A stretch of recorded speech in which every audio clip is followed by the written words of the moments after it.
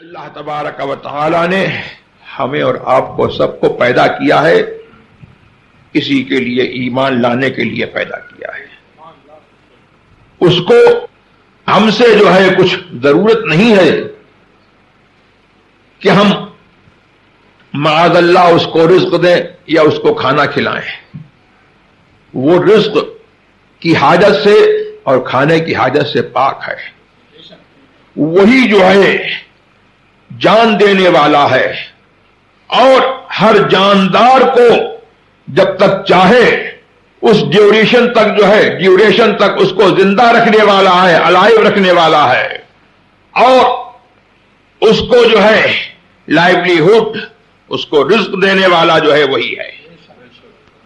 وہی فرماتا ہے وما خلقت الجن والانس الا ليعبدون، وما خلقت الجن والانس الا ليعبدون، میں نے جن و انسان کو اس لیے پیدا کیا ہے کہ مجھے جانے۔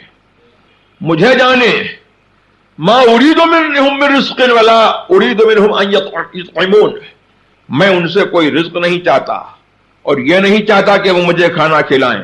ان اللہ هو الرزاق ذو القوة المتین، بے شک اللہ تبارک و تعالی ہی جو ہے وہ پرووائڈر ہے، اور وہی جو ہے رزق دینے والا ہے اور قوت والا ہے، متین ہے۔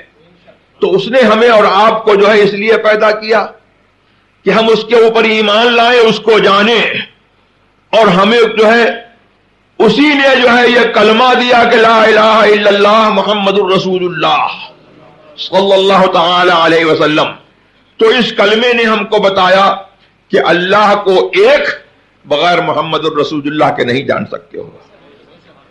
اللہ کے ایک ہونے کا دعویٰ کرو اور یہ کہو کہ اللہ ایک ہے، یہ دعویٰ تم سے اس وقت قبول کیا جائے گا جب محمد الرسول اللہ کا صلی اللہ تعالی علیہ وسلم